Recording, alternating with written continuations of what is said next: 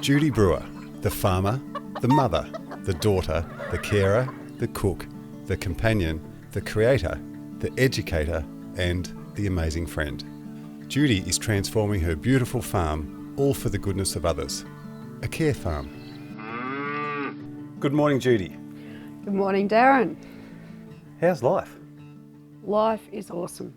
Absolutely awesome. I think I am the luckiest person that is alive at the moment, but certainly one of the luckiest. Life's very good. I want to jump in now. I think, shut the front gate, Judy. We've got you on a podcast. Yeah, it's a nice time of life to be, when you feel like that. And I can't say I've felt like that forever, but I certainly feel like that at the moment. And right now, it's a beautiful morning. The birds are chirping, and I can see ducks on the wetlands and cows grazing, and the dams are full of water. And in this beautiful environment, what do you see? I see home. I see country. I can't really describe how I feel about this place that we're sitting on. Well, it's a place with a very rich history, a rich Indigenous history, and then a rich history of when my family came here in the late 1860s, 1870s, yeah. So it's very special, and it's been my home always. Doesn't matter where I've been on the earth, and I've lived away and I've worked away and done other things, but this has always been home. And now as I approach 60, I know it will always be home. I've never known another person to every day wake up and say how much they love their place, love their home, love their farm, all their animals. Most people just get used to it, but you have a new day every day, and it's beautiful. You can't get used to it. There's nothing to get used to, because every day is different. If you got bored here, well, I think if you got bored here, you're bored with life, because it's just a constant learning process, and every day, as you say, something different happens. By lunchtime, there's something exciting to talk about, because you've seen something that you hadn't seen before, or you've got a funny story to tell about the animals, or listen to that beautiful bird, and you think, what bird's that? Or it's a bird that's got a different marking on it to one you've seen before, or you've dug in the soil and found an insect that you think perhaps no one's ever seen before. It's just a place of amazing wonder and constant wonder. And as I said, I feel very lucky to be here. It's been hard for my family, my parents, my grandparents, my great-grandparents to eke an existence out of this place over 150 years. We've always had other work as well, but this has been home. And where are we, to tell our listeners? So we're in Mudgegonga, centre of the universe, northeast Victoria. We don't really live in the grand township of Mudgegonga, which consists of a hall now, and a fire brigade. The pub's long gone. The church shut about 20 years ago. The school shut about the same. Maybe the church was a bit more recent, more like 15. School about 20. When my dad was growing up, there was even a pub. It was quite a thriving little township, and now it's very much a collection of, or a nice mixture, in fact, of traditional farms, fairly small farms. Northeast Victoria, they're not large holdings, because it's a mountainous, high rainfall area. But then there's this lovely influx of tree changes and other people that have added so much to the fabric of the community. So it's a mixture of little 5-acre blocks, 10-acre blocks, 50-acre blocks, and a couple of big farms. Yeah. And a really strong community spirit, isn't there? Really? Wonderful community spirit. We talk about, the school closed and the church closed and the pub closed and the sports ground closed and all those things. But for all the closures of the buildings, the community has only got stronger and stronger. And there are times when we come together. We love coming together. And there are times when we've come together as a whole community to support each other, and particularly through fires and floods and bad times. And anyone going through a tough time, there's always someone around. We have a real sense of being neighbours and being good neighbours. I have the best neighbours. Oh my gosh. And the funny thing is, some of my neighbours have been my neighbours all my life too. And they feel the same way about the place. Isn't it a special thing to say that you love your neighbours? We're surrounded by 3 mountains. We're up a little valley that's a dead-end road and it's private, it's quiet. How do you feel about this? Well, it's funny you say that, Darren, because what I'm doing now is totally against what I've always thought I would do. Because the reason I love my farm is it's private and quiet, and I can be here mostly on my own, and I farm on my own. And I think a lot of farmers enjoy farming because they like their own company and they like being in nature, and they don't particularly want to be with people all day. So I think I could quite happily do that for the rest of my life. But I've sort of come to a point in my life where I actually realised that would be incredibly selfish, because my farm's too beautiful for just me to roam around and really, basically. Much as I'm nervous about the thought of having opening it up to more people, I need my quiet time as well, and I think that's the thing. It's that balance of being here in the absolute peace and surrounded by nature, and not just surrounded by nature, but feeling a part of nature, that you're just another little cog in the wheel of nature, rather than someone who's using nature to advance your business or whatever. You know, my animals, I just see myself as another animal in the scheme of things, probably a fairly useless one compared to what a lot of the animals I'm surrounded by. I'm not as clever as a dung beetle, and you know, I don't make the beautiful noises of the birds, but I just poke around and try to do my own thing. Setting the scene for our listeners a little bit, we're sitting on this veranda in front of this majestic old beauty. Tell me about this home. Well, we're sitting on what we call the old house, which is the home built by my grandparents. It was built in 1878, so coming up for its 150th. And it's a yellow house, a yellow weatherboard house, which has always been quite funny, because yellow is a funny colour to build a house in. But that's the traditional colour, and we've always kept it in the same. So yeah, it's actually I think, a creamy colour with maroon trim. And possibly the oldest in the Shire, is it? No, there's a few similar aged. You know, it's one of the older ones. There's one other in Mudgegonga that's a similar age, Barwidgee Lodge down on the main road, and our next door neighbour. It was a beautifully complicated story. Probably the same builders built the next door house. You know, just built ours, then built theirs. So they're the same sort of era, and they were the only two in this area. That's why it's quite funny. The two families both came out from Italy together, and there was no one else for miles and miles around, so the two houses are quite close. And their descendants and us, we've been here side by side all that time. They used to actually meet down under the berry tree or nut tree, I think, or mulberry tree. There was a special tree that they would meet between the two houses to have a chat during the day and then go back to their own houses. It's quite a unique place, the way the air flows through the beautifully designed house. So just a classic old weatherboard, 4 bedrooms with a corridor down the middle, and so it's got a beautiful view down the valley. And then it stays cool and it retains heat. It just is. I don't know how they knew how to build. Well, what a silly thing to say. Of course they knew how to build. I think better than we did, because they lived with the seasons much better. They had to know how to manage the extreme cold of Mudgegonga, because we live up in the hills, and again we get extreme heat as well. So the house has a beautiful flow of fresh air, a lot of windows, and it's had a lot of repairs and it's battled the white ants over the years, but I'm determined to keep it going for a few more years yet. So tell me, did you always want a farm?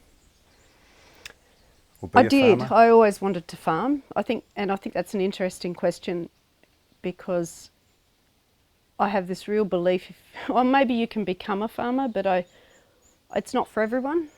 It's really not for everyone, and a lot of people didn't get a choice as to whether they farmed or not. I actually didn't get a choice in the end. My dad died when I was 17, and I came home on the farm, and I just saw that as fate, because I always wanted to farm, but my parents thought that I should go and get some other job first and have a career and all the things you do as parents. And then fate sort of stepped in. So I always loved the farm. If I hadn't farmed, I would have done something with animals. If I'd been smart enough, I would have been a vet. That was always my dream. But I I wasn't a dedicated enough student to get into vet science. I possibly would have in another generation where it wasn't just that you had to get, 99% on your HSC to get in, but now you can get in because you actually have some skills with animals. So I always wanted to do vet science, always wanted to have as many animals as I could. I was the kid who, got the sick birds and bound up their legs, and always had the pot of strange animals out the back. And Nothing's changed, Judy. Just always, that was my joy in life. And so being somewhere that had animals, and there have been periods of my life where I haven't had animals, and I know my mental health has suffered terribly not being around animals, and particularly periods where I haven't had dogs. I've always loved dogs, and there have been long periods of my life where I haven't had dogs. And so to get to the stage now where I'm back on the farm and can have my 3 beautiful girls that I share my life with, Jewel and Lola and Scruff, I feel pretty lucky about that. Being 3 dogs? Being 3 dogs, yeah. Well, don't tell them they're dogs. And right now, Judy, there seems to be some new beginnings. What's happening? Yeah, well, I'm hoping new beginnings at this stage of my life. I think a whole lot of threads of life have sort of come together.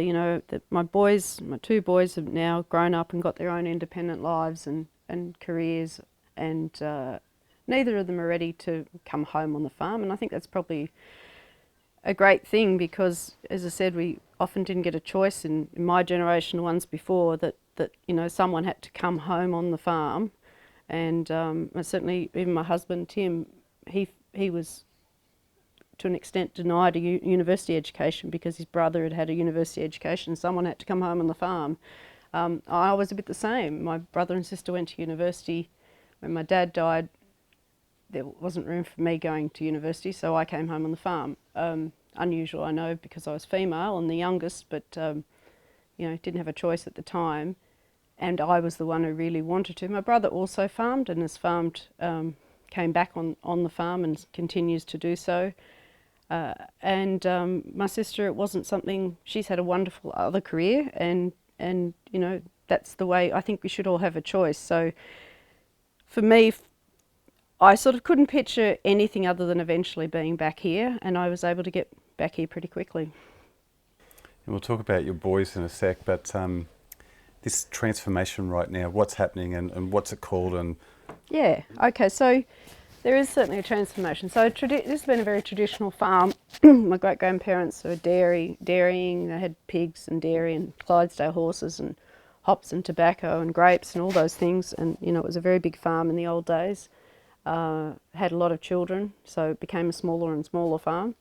And then we went out of dairy in the 60s, or 50s actually, and then the 60s we crossed over to beef cattle. And that's what we've done all my life. We've had Pole Herefords and different crossbreds and had beef cattle. That's been the business. So I want to, continue to farm in that sense. But I want to bring together, in the years I've got left, and the opportunity I have being here on my own, having worked off farm all my life and saved some money, I want to invest it in the farm to create something a bit more diversified, and to be able to share, this beautiful place with other people. And when my husband died nearly 5 years ago now, 4.5 years ago, we talked a lot about what I was going to do, and I'd been searching around for a sort of an idea of, as I said, putting together the love of animals, the love of farming, the love of people, and my work in disability, which I've also been doing for now over 30 years. And before that I was teaching business and economics at university. So sort of pulling together all the strands of my life at this stage to do something meaningful. And I came across the idea of a care farm, which I knew nothing about. But in Australia, we don't really have we have a few very isolated care farm type operations, but in Europe and in fact in America and through Asia, care farming is quite a big business, and it's a diversification of farming. They call it multifunctional farming, and it just straight away appealed to me. And then I've been the last few years researching and visiting care farms to try to see whether that was the thing I really wanted to do. And I think it is. You got a fellowship, was that right?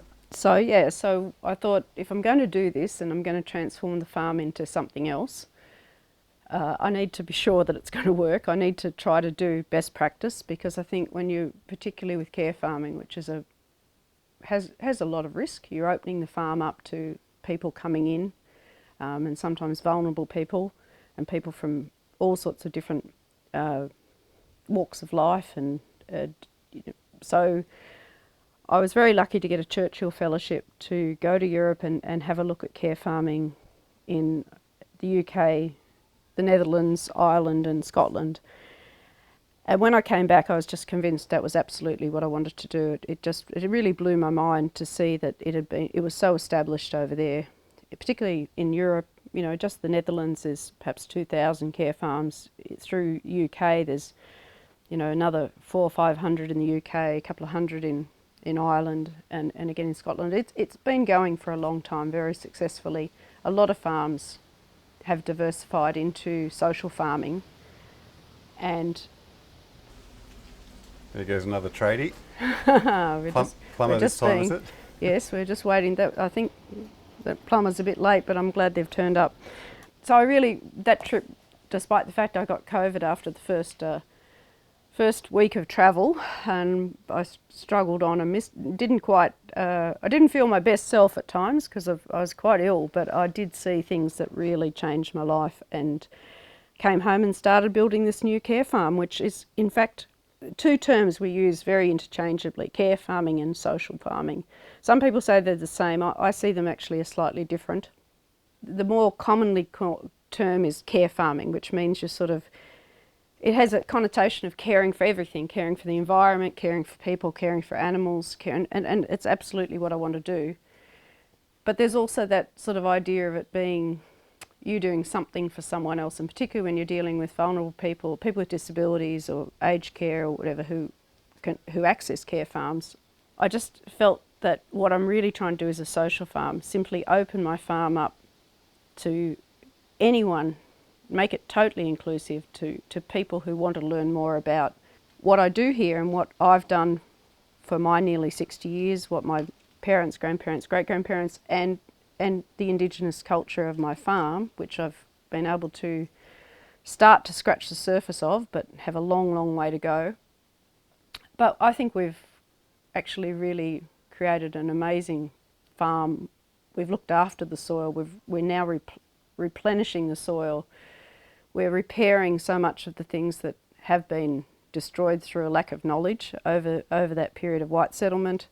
And we just have this quite stunning place, like so many farms. It's something we should be showing off, not hiding. And there's a lot said for nature and depression, isn't there? Absolutely. So it's just such a win-win. Like, it's a win for me because it means I'm not rambling around here on my own. It means I get to meet interesting people and share my passion for what I do. It's a win for them because of the people that come out. Hopefully they go home happier, and that's really the basis of it, that they come and have a day outside in the sun or in the cold, whichever, with the animals, with the vegetables that we grow. They eat a healthy lunch here. We grow some veg, we all have a community lunch. They then get to see the mountains and the streams and the fish in the dams and the frogs and the bats and all the wonderful creatures that inhabit our farm. So they go home happier. I get to share my understanding, but I also get to learn from them, and they get to learn a little bit more about nature. And what we know is that nature is healing. It's just the most basic premise. We've known it for thousands of years, but we seem to be moving further and further away from giving kids and giving other people who are not just people in cities, but our society just seems to be moving further and further away from that, understanding the incredible power of nature, and that we're just part of, I'm terrible with quotes because apart from the fact I get them wrong, I actually love reading quotes and try to store them in my head, but I hope I'm right with this one. But there was an American philosopher, Thoreau, I think early 1800s, who said, nature is health, they're interchangeable. And I actually think that's true. I mean, why are we here? What creates us? It's what we eat, it's what we breathe, it's who we are. If you're on a farm, you're getting fresh air, If you're eating beautiful vegetables just picked out of your garden that morning, you're getting the nutrition. If you're out in the sunshine, you're getting vitamin D. If you're with other people having a good experience, it's good for your mental health. So it just ticks all the boxes. I love that quote. It's a great quote, you know, nature is health. I think it is. You seem to love growing things. I do love growing things. I'm a shocking. I don't know why I love growing things, but I get so much joy out of growing things. And, you know, the greatest excitement I get, I think, is when my incubators start, you know, the pipping that happens in the various eggs in my incubator, and then I end up with way too many drakes and way too many roosters and all sorts of weird and wonderful poultry. But there's no greater joy I get than hatching things, than animals having babies. And you know, it gets a bit overwhelming, but yeah, I don't know why. But then growing veggies has been a passion for a long time. Not so good at growing flowers, but the growing veggies, I just think, is there anything better than seeing a seed grow to a plant and then eating the beautiful produce, that organic produce that comes from that, and then picking the seeds and doing it all again. You seem to have a place for every living thing here, I've noticed, and we talked about the love of animals before, but you know, we see ducks and dogs and beehives and chooks and cattle, and now there's a donkey and some horses, and it's quite amazing. Yeah, I need to learn to say no, I think, Darren. I think I'm starting to, there will be a point where we can't, you know, the arc will have to close, I think, but we're not quite there yet because there's a few more to come. But you know, so I am lucky. If I have a few less cattle, that's fine. I can fit a few other animals on, and yes, they don't perhaps pay the bills, but they pay the bills in other ways because they are so calming. I'm a donkey. Having a donkey for the first time in my life this year. Oh, he's beautiful, and he was, you know, his the family that very kindly gave him to me because they were selling their farm. They're coming to see him tomorrow, actually. You know, he's been a pet for them, and at night to go out and give him his pear and pat him, well, your stress just disappears. So they may not serve an economic purpose, but they certainly serve a mental one. So we've got about 10 acres around the house here, inside this 350 odd acres. What's happening right here? There's buildings, there's tradies, it's a big thing you're doing. It is, and it's taking some time, and I think that's because I want to do it properly. I think I could have just opened the door and said, okay, come on in, but then we wouldn't have been able to manage people that had mobility issues, people that had sensory issues. We wouldn't have had the parking. Everyone would have been walking perhaps through, you know, mud heaps in winter and dust in summer. So I thought, no, look, if I'm going to do it, I'm going to do it properly. And I have had the most wonderful helpers, people helping me create this vision. We're not there yet. We're hoping that we will be there soon, and we're still in the construction phase.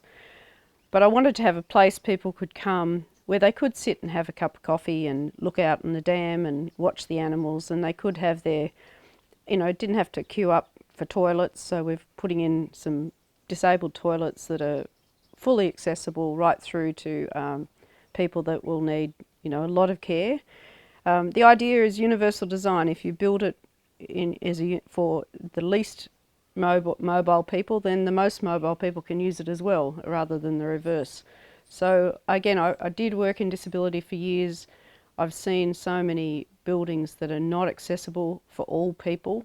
And you've experienced firsthand? And I do have experience. I have a son with a disability, and my mother is 93 and still with me, and, you know, has a lot of mobility issues.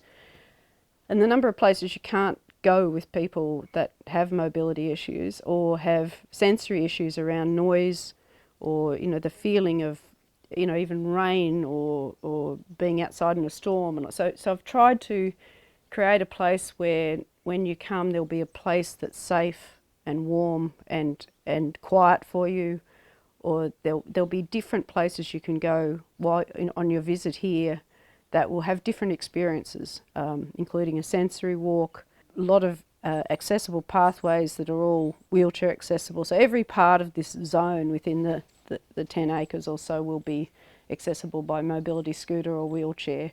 So even if there's a stair, there'll be another alternate route. And again, just the heights of the garden beds for standing, or different heights. We have wheelchair accessible garden beds, we have standing garden beds. Just tried to design the whole place in mind that to make it that no one is excluded from experiencing the farm. And it won't be everyone's cup of tea. I know so many people who do come and almost can't wait to leave, because farming, as I said, being out here in the open spaces with, at times the snakes and the spiders and all the things that we have, the rats and the mice, and there's lots of, we live surrounded by bush, we have feral animals, we have, deer and kangaroos, and it's not everyone's idea of a resting, quiet place, but I hope for a lot of people it will be. I often say, and I've heard other people say it, it's one place when you go to, you always feel better when you were leaving for the time you've had here. I hope so. I think it's very hard. We're sitting here on this most beautiful autumn day. How could you be sitting here in sunshine, looking out with the birds singing, just looking out on this incredible scene of mountains and dams and cattle and trees?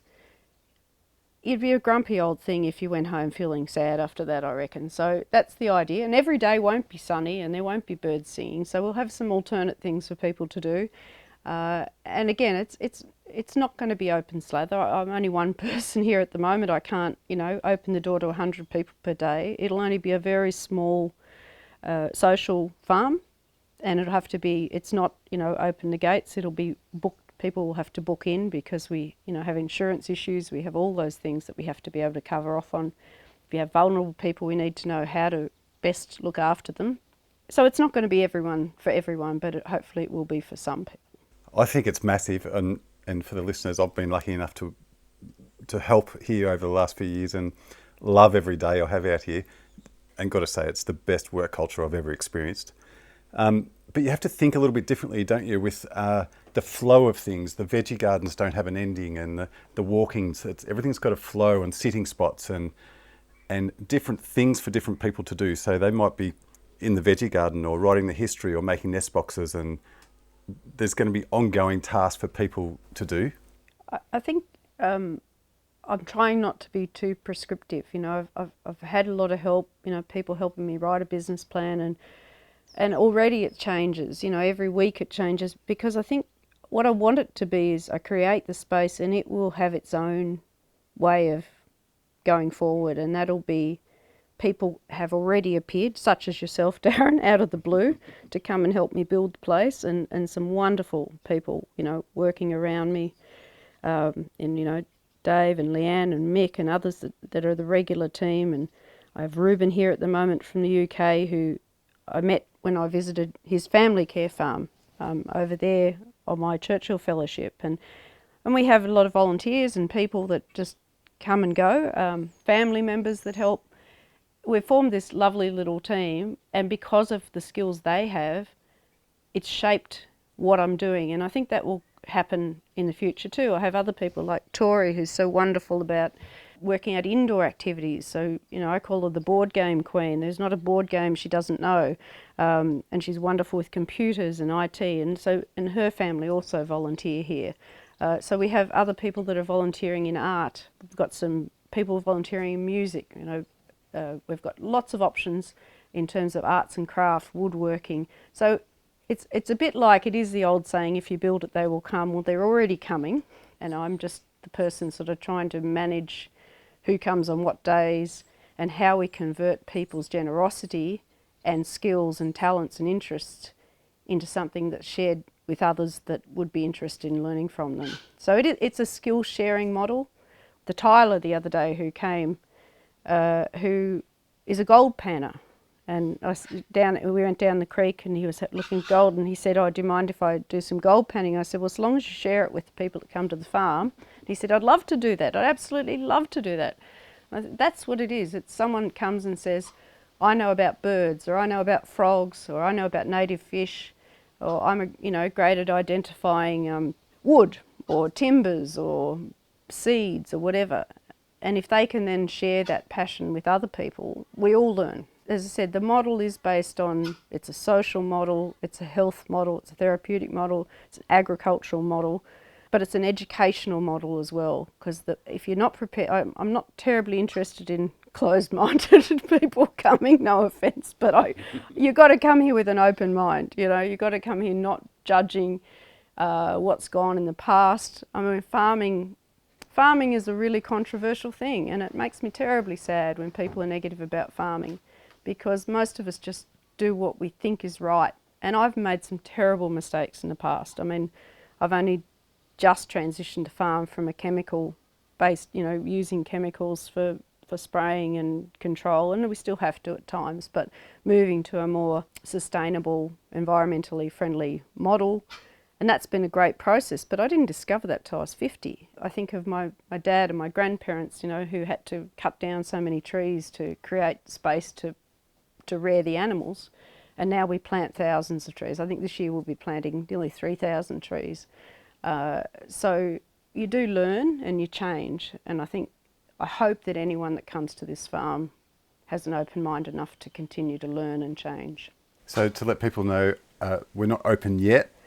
Not open later yet. in the year, so Not the pressure's on yet. at the moment. We have a lot of people coming and going, and I do. some nights you must go to bed thinking, what on earth happened today? Because there's some crazy days out here right now. And talking about the team, you've got Dave who blows us away with his knowledge of everything and his hard work, and all-round nice guy. That he's been instrumental in this transformation. So yeah, Dave's been here from the start of the project, and wouldn't have happened without him in any way. It still won't happen without him. I tell him that every day. If he doesn't stay well, we'll be in trouble. So we try to look after him. No one understands water like Dave, and he's got some. What I love about people like that is he is so in tune. He wouldn't say this, but he is so in tune with the soil and the earth and the water. And he feels stuff. We're not very good at writing things down on this farm. We're not good at putting the plans together because everything's very organic. Even our buildings don't have proper plans at times, except when council requires it, because there's a sense that we all feel what's right, and we feel the contours of the place and where the fences need to go. Now I'm starting to sound really sort of weird, and it reminds me a little bit I know I often talk about Joel Salatin being one of my heroes, and he has a book. I've got to think of I've got the name absolutely right. He's the god of regenerative agriculture. He is, and I've read most of what he does. Oh, I have to think of it. The sheer ecstasy of being a lunatic farmer. I love it. And I thought, that is it. Yeah. That is it. I've found the sheer ecstasy of being a lunatic farmer. Instead of being the farmer who was always scared to sort of try something different or embrace the new or listen to people, you know, who had a different way of thinking. And a lot of the ideas in regen ag, and I don't even like the term of regen ag because I think it's just it becomes a bit of a mantra and people don't really know what they're talking about, but basically working with the soil, working with the property, working with nature rather than working against it is the simple philosophy of it. And then you really start to become a bit of a zealot because you get guided by the water, by the soil. And Dave's been great at, he probably wouldn't admit that, being a shearer from way back and outback South Australia, but he really can listen to the soil and listen to the water and know where it's supposed to be. So I've been very lucky having him. He's the only man that I know that can make water run uphill. He can. Seriously, there's one section out here that water runs uphill. I know. It's ridiculous. What he does with water is he's the water diviner, I think. Although I don't think he believes in water divining, so I better not put that one on him. We will have a chat to Dave on one of these episodes. Excellent. Yeah. Well, I think you must talk about water, but he has many other skills as well. And then he said, so he's been here right through, and that's been great. I said, the people that I've needed have come at the right time. I have this, everyone in the team laughs at me talking about the universe, but I believe the universe puts the right thing in. If you're open to it, the right people come, the right things come, and the right direction comes. And this whole project's been one of those sort of weird do projects where it's just going with your gut, going with what feels right, and we've nearly pulled it together. And everything's getting a name so far. although it might not be correct just yet, but we've got the potting shed that I want to call St Michael's, because Mick the builder is building that. We've got a beach down the paddock there that I'm not sure whether we should talk about the little shelf on that's called the Nudie Beach. Yeah, absolutely. We've got Swan Lake. Yep. No, everything gets a name. Duck Pond. We've got the Thunderdome. We've got the Super Bowl, where things are being renamed. We have the traditional names from the farm paddocks, and then there's a few new ones as well. But and most of the people that have been part of it, like you, Darren, who's been such an important part of the last couple of years as well, even though you have this amazing media career and another business that's totally unrelated to, you know, hauling bags of fertiliser around or digging great holes and putting concrete into, you know, you seem to be able to, you know, turn your hand to the farming side as well. So we're finding something to name after you. It might be the Nudie Beach, I'm not sure, but I am very lucky, and I love every moment I have out here, and I go away every night thinking what happened and talking about things going to plan. And farming, a day never goes to plan on a farm, does it? Never.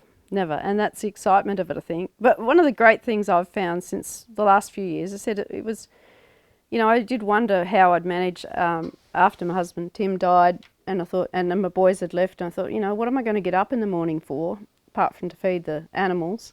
But I can't wait to get up in the morning, and what a great thing to feel, you know, like, and I actually, I've said to you before, Darren, I actually like Monday mornings the best of all, because it's the start of another week of excitement, and, you know, to actually want to get up and go to work on a Monday morning and think, well, I wonder what today will bring, because it always brings something different, and have people who all think like that, and then to imagine that being even scaled up to another level where we have, you know, maybe 15 people turning up for the day, and we don't know where it's going to go and what's going to happen, so long as we all go home happy. And I said it's a pretty simple philosophy. It's not. I'm not trying to say we're going to change people's lives in a day. We're not going to build skills necessarily that they're going to go and, you know, have a whole new job or career or anything.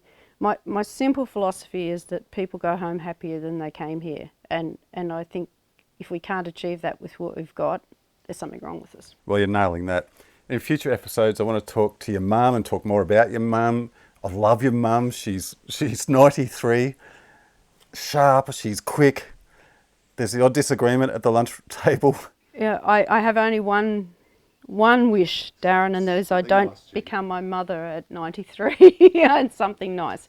I admire my mother more than I admire anyone in the world. I love her dearly. I can't imagine life without her. And she's had a very interesting life, but also, of course, my dad dying young. She was only 50 when he died, and she had to keep farming. There's been a farm where women have dominated for nearly 150 years. My great-grandmother lived 30 years longer than my great-grandfather. It was my grandmother that ended up buying her sisters out of the home property that we're on, because the boys were all left a full farm and the girls were left to share this farm. And then again, I said my dad dying early, and then me. So it's been a very feminine farm. So having a very feisty mother who keeps me honest and tells me where I'm going wrong, and she certainly thinks I've gone a little bit wacky of late, but she's going for the ride, so that's good. Is this change hard for her to grasp?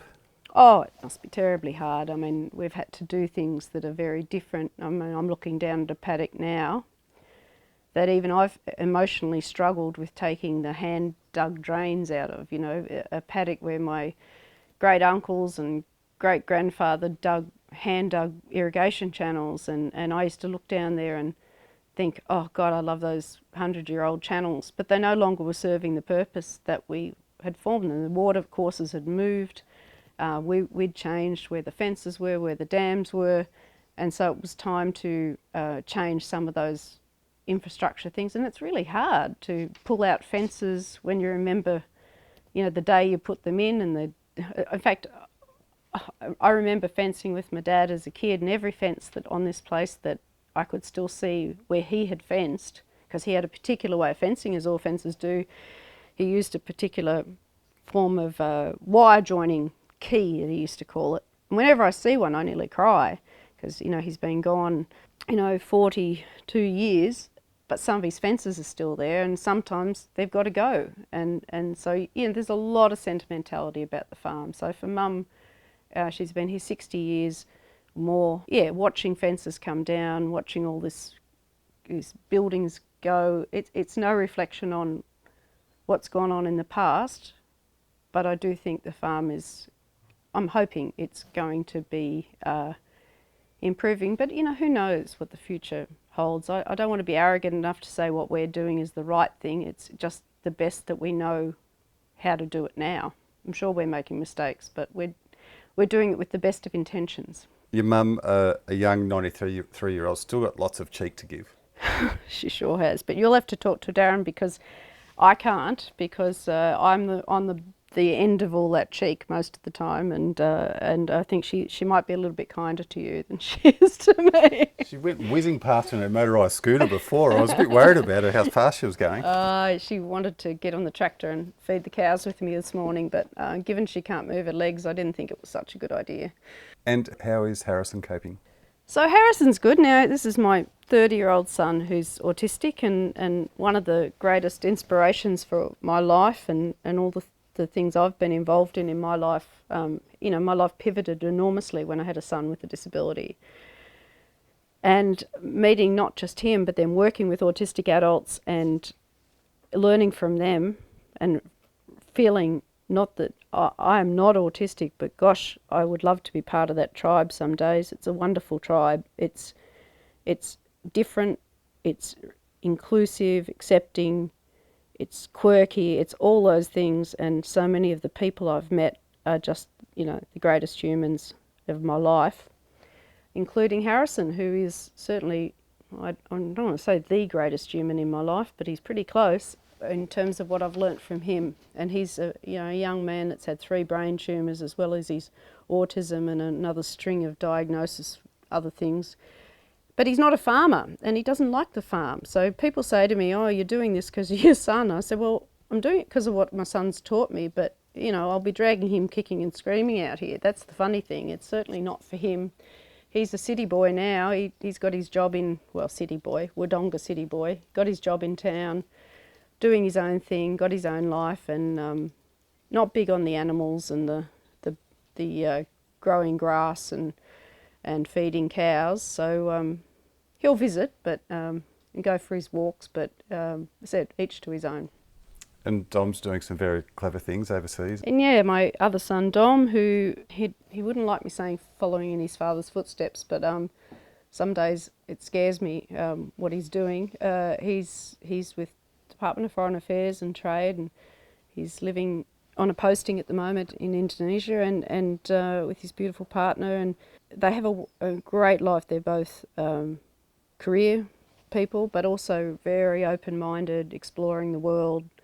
I think his dad would be so thrilled that his younger son is someone so full of international, global views. You know, Dom is very much a citizen of the world, trying to make the world a better place through diplomacy, and yeah, I couldn't be prouder of either of them. But they're very different, and as I said, not the most helpful farmers on the holidays. But anyway, I'm learning to live with that.